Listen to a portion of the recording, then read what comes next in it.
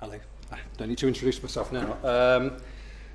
So really, I'm picking up from what people have said, that in terms of thinking about rolling this out, introducing this in your own workplaces and organisations, that it might be helpful to have some sort of rigour and a systematic approach. So that's really part of the story of my short presentation, is that harking back to Adrian's highlighting of a negativity bias, that the SIRI approach, which is at the end of perhaps a catalogue of difficult, challenging, negative circumstances, events in a healthcare setting, can be seen to be predicated upon what really fits into the examination that's been explored on Twitter quite recently, is root cause analysis underlying this process of looking into what went wrong. And that the questioning process as part of that investigation is valid in itself, but there's a negative taint to that all the way through.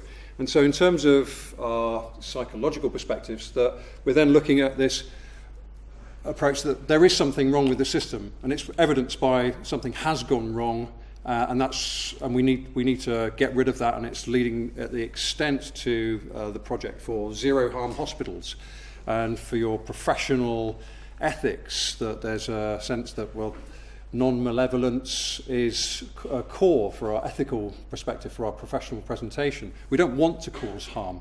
Harm is unintended. We need to try and rid ourselves of that. But the process is very negative. So the Learning from Excellence project draws upon an energy that is very live currently and is moving into healthcare quite rapidly, of a positive psychological approach. And there are a whole raft of methods and subtleties in terms of methodology that could be drawn upon to support this.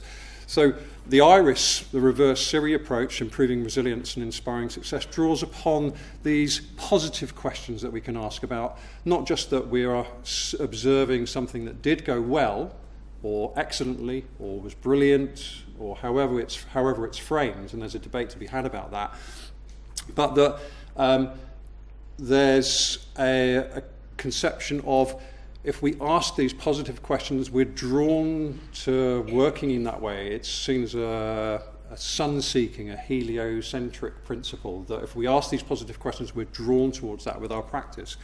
And so this is what inspires using a systematic, rigorous research approach like Appreciative Inquiry to underpin the end point of the examination of the reports of excellence that we have as part of the LFE project. So this is just a little bit of a potted history about what Appreciative Inquiry is and where it's come from. If you haven't heard of it, or you might have heard some stories about what it is rigorous, it is systematic. It was developed by David Cooperrider, who's the gentleman on the left, as part of his doctoral research at the Cleveland Clinic in the US in the early 80s. He was working closely with doctors, especially physicians, leaders, and identified that really there was excellent practice going on, and he wanted to capture this. And it's led to a movement around Appreciative Inquiry that has been more recently drawn into the wider circles of the NHS. So Helen Bevan, who works for NHS IQ as a senior transformation lead, is a supporter of this. Professor Bernie Carter, who's a lead in relation to the development of nursing theory in Lancashire, also supports this as a key method that you could use in terms of structuring your investigations into what's gone well in healthcare. So there's a heritage there if you're looking for an evidence base to support this. What actually is Appreciative Inquiry? So we use it within the IRIS meetings. So after an IR2 has been generated, because of resource constraints, we can't conduct an IRIS investigation into every single episode. We'd like to extend that facility. So there is a resource constraint. But this is the process, and we draw upon a particular version of this cycle of inquiry.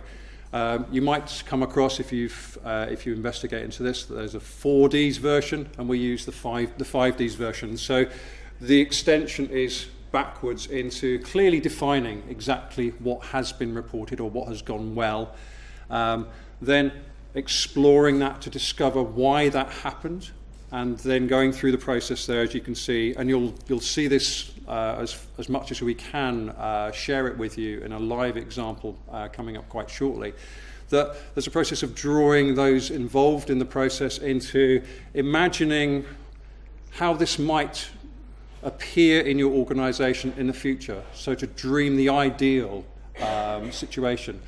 We've had a number of discussions, and this is borne out in the evidence as well, that this is quite uncomfortable, and it's quite uncomfortable in the healthcare setting to actually start to dream. And there are lots of variations of the terminology that could be used, because you may get, dreaming is unrealistic. We're faced with the clinical realities and the challenges in the everyday. So what business is it of ours to be dreaming?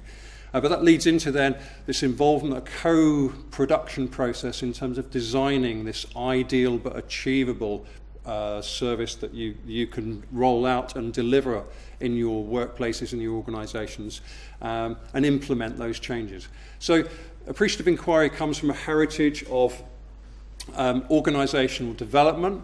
There's a very, very healthy literature base, evidence base, empirical research base to support its use. It's one of many different methodologies. It's the one that we've elected to use, but it's subject to some critique. And just in terms of opening up for questions, that there is a critique of Appreciative Inquiry, so it's not just a hallowed ground that's unchallengeable. It draws from the spirit of positive psychology, which has been driven heavily in the US. But there is a movement now, especially in terms of community development and healthcare work, to adopt a more critical perspective on Appreciative Inquiry as well. So it's not that I'm trying to preempt some of your questions, but that really does bring the literature up to the present, that there is a critical engagement. And it's not a no-no to ask questions about obstacles and things that have gone wrong within an Appreciative Inquiry framework. It's not that prescriptive. It's not so prescriptive. So that's the introduction to Appreciative Inquiry as it's used within Learning from Excellence. So I'll open it up to questions.